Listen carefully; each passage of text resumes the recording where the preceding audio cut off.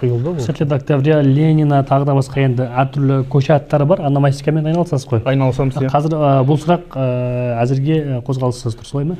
Әзірге қозғалыссыз тұр, бірақ бұл өте өткір мәселе.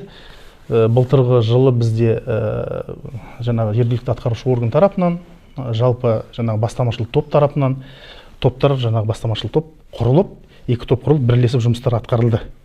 Оны бізде жергілікті блогерлар жазады, жаңағы біз активист дейміз ғой, қоғамдық белсенділерді, ол кісілер бәрі жазып, хабарда боламыз, бірақ кішкене процедуралық деңгейде былтырғы жылы жылдың аяғында жоспарлағанбыз, қалып қойдықтан да биылғы жылға жоспарлап отырдық оның бәрін. Биылғы жылы манадан бері айтып келе жатырмық, сізге әкім де айтып келе жатыр ғой, 3 көшені өзгертеміз деген сол жоспар, соны өзгертеміз биылғы жылы. Өйткені ол 3 көше, жаңағы 50 лет октября, Байтұрсынов, өйткені университет несі, қауымы бәрі бізге жаңағы өтініш жазып, 50 жылдық жаңағы 50 лет октября арасан, ферма үлкен тұр. Соның несі қауымы бәрі өтініш жазып, ұжымдық өтініш болды.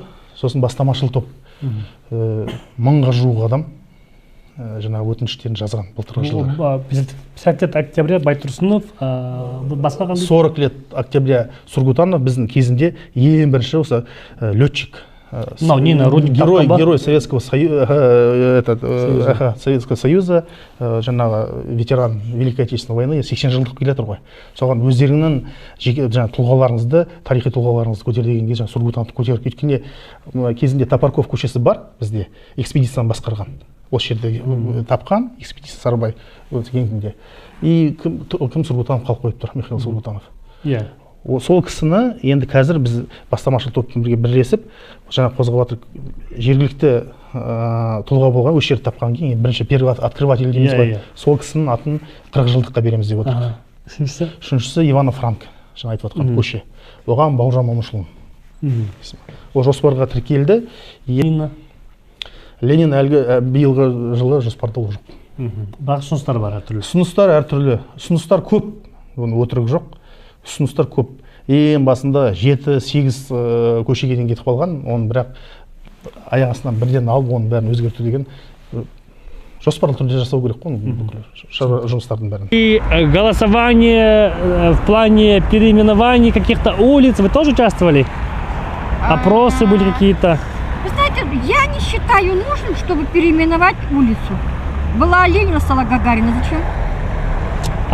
Чтобы больше на госязыке были улицы.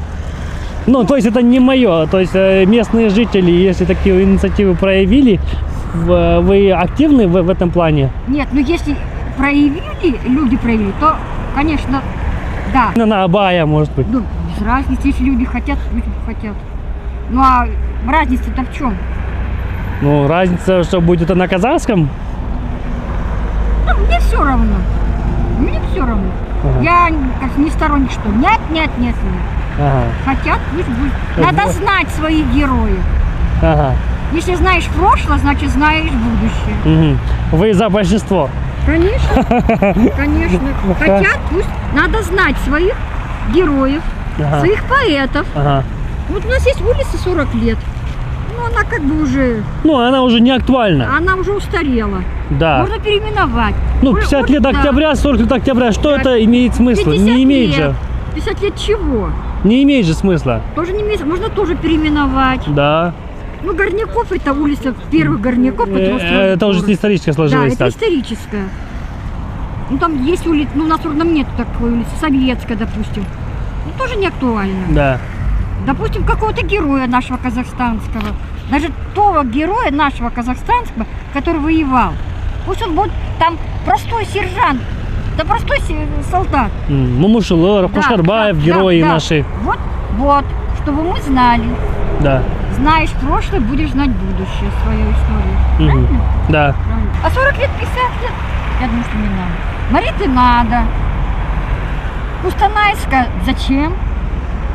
Тоже можно переименовать. Вот у нас Кустанайска там. Да. Да, можно тоже переименовать как-нибудь. Сколько поэтов наших казахстанских. Вот, а мы не знаем. Прочитали в книжке. Ах, да! Какой герой, какой там поэт, как... А мы его не знаем. А вот улицу бы назвать, Хорошо.